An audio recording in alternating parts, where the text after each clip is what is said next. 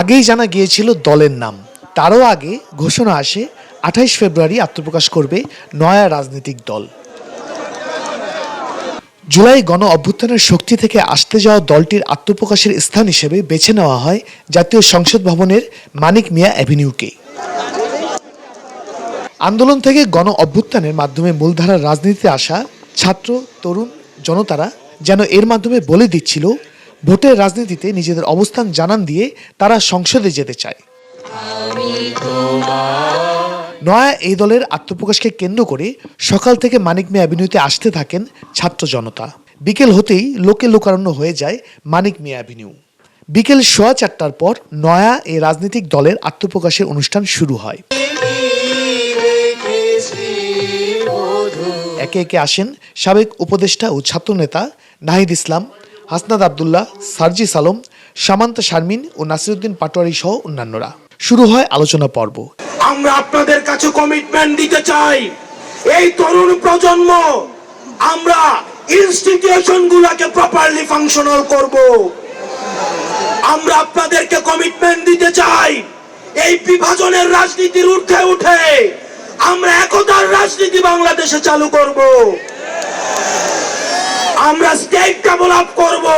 যে কোনো একটি বিষয়ের পক্ষে বিপক্ষে কথা থাকবে, যুক্তি তর্ক থাকবে, কিন্তু দিন শেষে যেটা দেশের জন্য, দেশের মানুষের জন্য মঙ্গলকর, আমরা সবাই যেন সেটাতে ঐক্যবদ্ধ হতে পারি। মাগরিবের আজানের পর আসে সেই মাহেন্দ্রক্ষণ। উপস্থাপক ডাকলেন মিম আক্তারকে, যিনি জুলাই আন্দোলনের শহীদ ইসমাইল হোসেন রাব্বির বোন।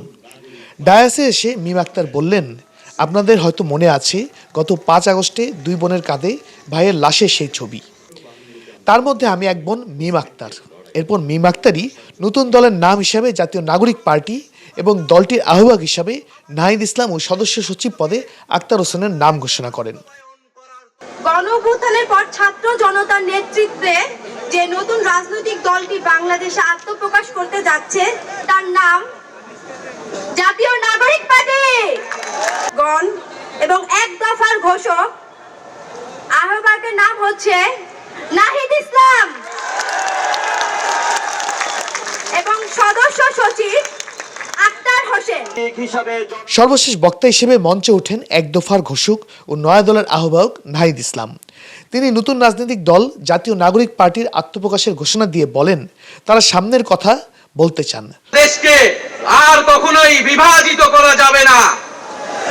বাংলাদেশে ভারতপন্থী পাকিস্তানপন্থী কোন রাজনৈতিক ঠাঁই হবে না। আমরা বাংলাদেশকে সামনে রেখে, বাংলাদেশের জনগণের স্বার্থকে সামনে রেখে সকলে ঐক্যবদ্ধভাবে রাজনীতি এবং রাষ্ট্র বিনির্মাণ করব।